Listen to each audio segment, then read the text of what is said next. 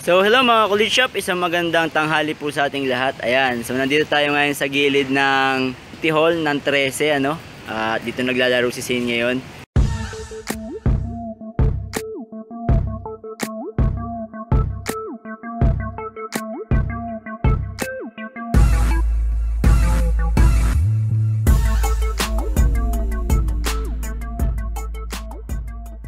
So kasisimba lang namin guys, at naisipan ko na palitan nga yung headlight ng sasakyan natin ano, dahil napundi na yung ating passenger side. So wala na siyang low pero meron pa rin siyang high. Kaya lang ang problema pag gabi tayo nahihirapan mag-drive, kaya lang iba pa rin pagka yung bulag yung isang mata no. Although ginagamit ko lang palagi yung fog light natin. So, mas maganda na palitan na rin natin dahil panggabi nga tayo guys ngayon, at mas maganda na kumpleto yung ilaw natin ano, para visible tayo sa daan. So, pakita ko lang sa inyo guys yung itsura ng ating sasakyan pag wala tayong headlight na low.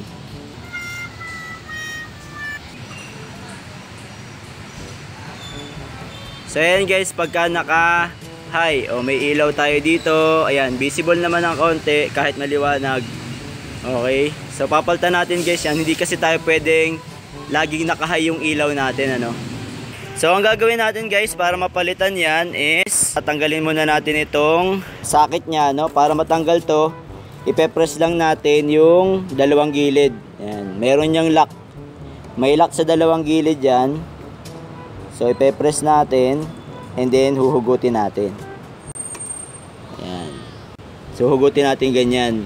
So ganun din sa kabilang part. Ayan. Ito medyo tight nga lang to kasi meron tayong battery, pero kaya naman siyang dukutin no. Ayan. Kung medyo malaki-laki lang yung kamay ninyo, medyo mahihirapan kayo, pero kaya naman siyang dukutin. So press lang natin yung dalawang gilid. Hindi masyadong kita. Then hugot, ayan.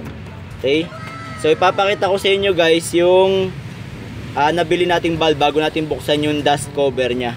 So ang istorya kasi ng bulb na to guys, may istorya to eh. Pumunta ako ng shop and then tumingin ako ng bulb no, na age 4. Ang tatak nito ay nung una Narva. Ayan, kaya lang ang istorya kasi nito guys, pagkabili ko nung Narva, ang available lang sa kanila is 100/90 watts. Then upon checking dun sa bulb natin, sa dalawang bulb natin, ang kanilang watts ay 5560. So hindi ko inabit yung ating Narva na halogen bulb dahil mas mataas yung wattage niya na kailangan. At upon researching, pag ganun ang ginawa natin, malakas nga yung ilaw natin, kaya lang malakas din yung pag-init niya.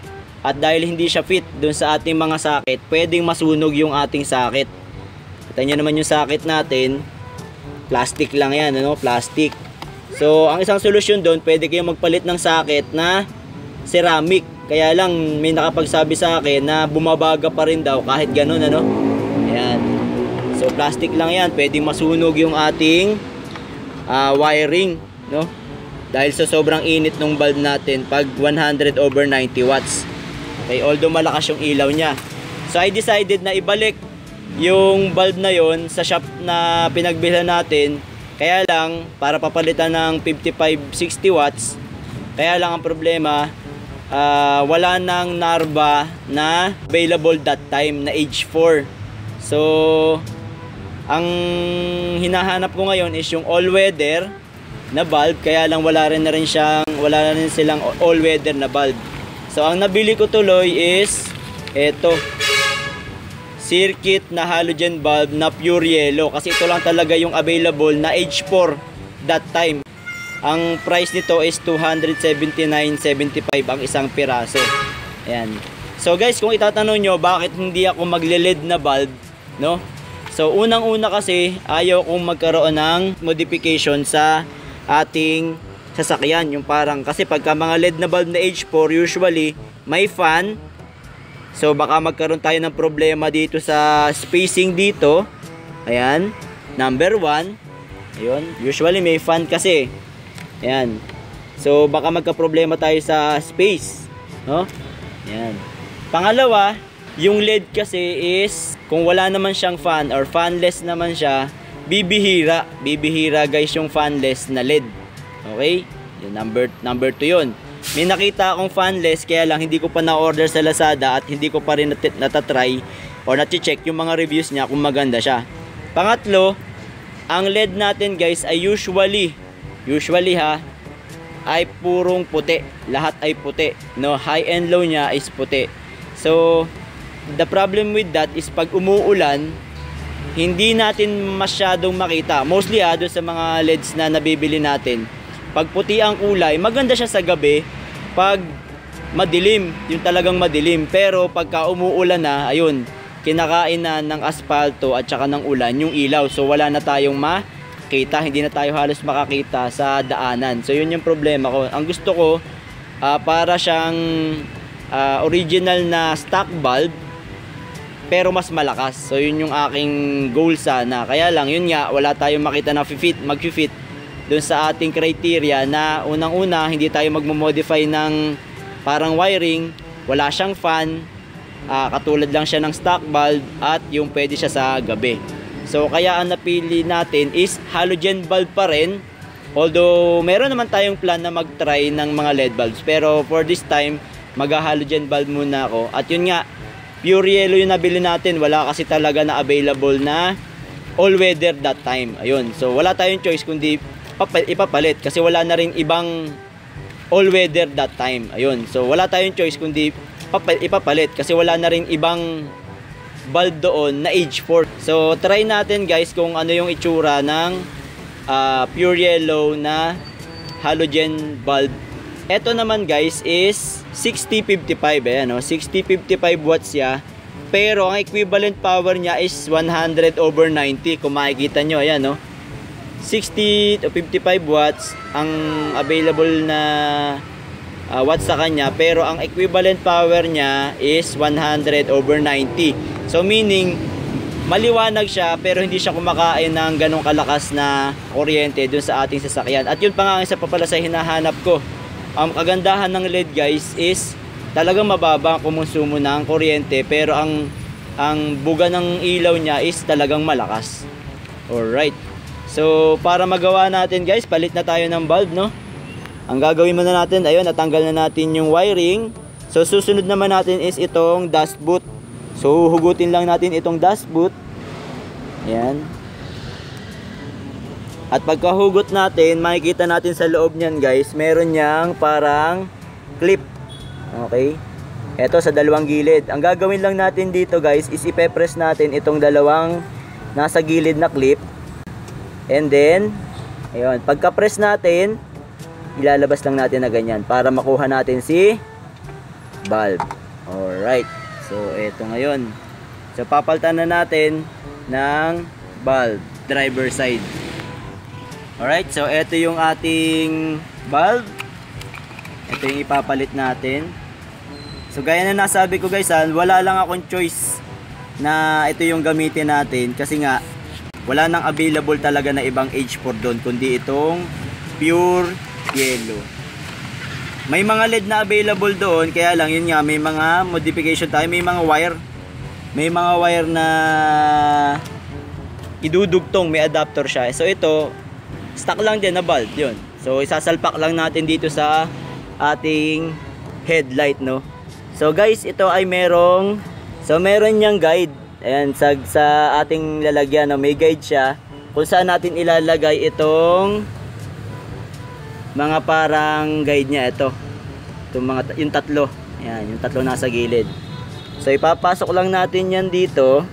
Okay, so ipapasok lang natin na ganun, and then ibabalik natin tong clip. Then press and push. Ayan. Press and push lang para magstay siya in place, and then ibabalik natin tong dust boot.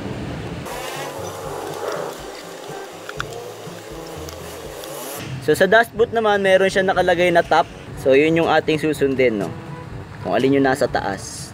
Alright, so ganun lang din, and then ibabalik natin itong ating wire. Push lang natin. Okay? Secure lang natin mabuti yung dashboard para hindi siya pasukin ng tubig.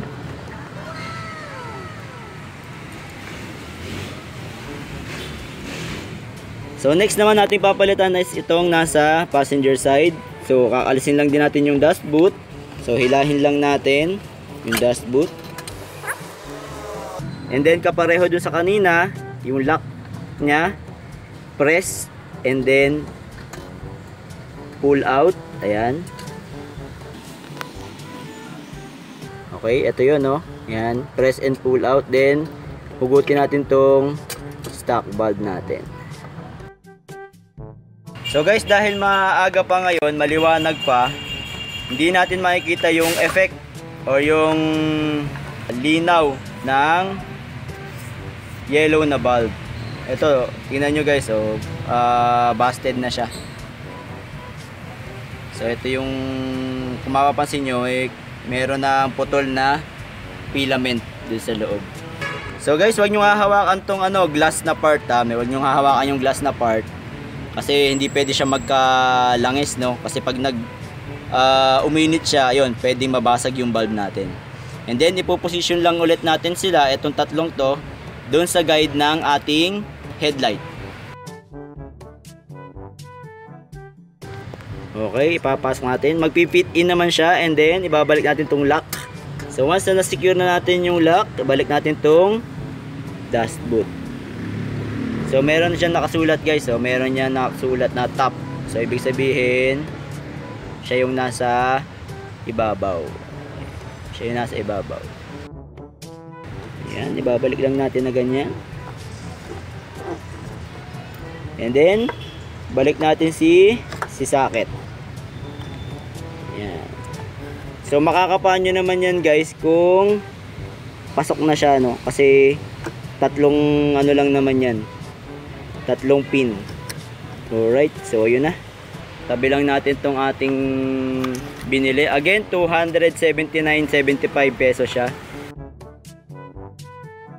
So gaya nga nasabi ko guys kanina, gusto rin naman nating mag-upgrade to LED.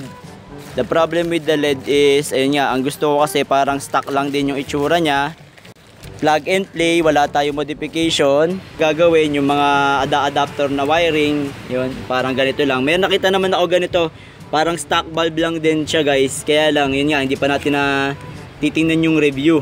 And then, most of the LED bulbs nga is kulay white. So, pag kulay white, pag rainy days yun, medyo mahirap, no? Ewan ko lang kung okay din yung nilabas nila na yung Orion. Kasi sabi nila maganda daw yung Orion na bulb na LED na kahit umuulan is maliwanag. And I'm not sure din kung meron ng high and low na white and yellow, no? Kasi ang alam ko talaga pag LED is pure white lang talaga. So yun nga ang problema, pagka asfalto yung dinadaanan mo at umuulan, ayun, so hindi rin ganon, kahit gaano kaliwanag yung LED natin, hindi natin makita yung daanan. Alright, so test naman natin kung kumusta tong ating yellow na halogen bulb.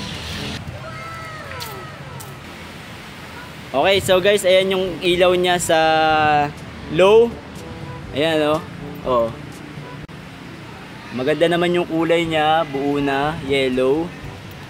Ayan. So yan, liwanag para makita natin. Okay. And then high. Oh, yun. High. So, maganda naman yung itsura niya, maganda yung reflection niya pag sa headlight, guys, oh. Parang mas poging tingnan siya. Pero hindi natin alam kung ano yung reflect niya kasi maliwanag eh. Hindi makikita sa daanan. So mamayang gabi, tatry natin na pakita sa inyo kung ano yung ilaw na nagagawa nitong circuit na 6055 na equivalent sa 100/90 na bulbs. Ayan. So ayan siya guys, may tint ako. Okay, eto pag walang tint, ganyan siya.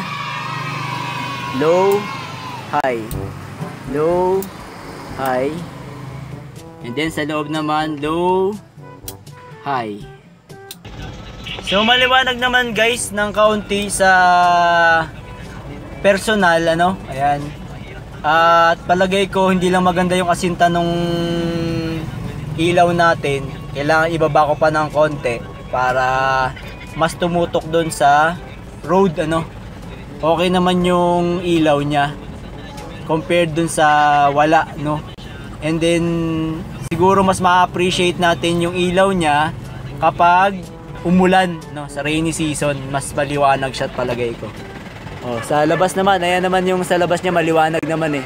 Kaya lang yung tutok nung ilaw, kung mapapansin nyo, nandun na sa mismong mukha ng sasakyan ano. So dapat nasa road, low kasi. And then pag nag-high, ayun. Ayun yung high niya. Oh, ayan, para nakakasilaw, mataas yung beam natin no. Adjust na lang natin 'yan. Maganda naman siya, guys. So lalo na siguro pag umuulan, mas kita natin yung ilaw niya.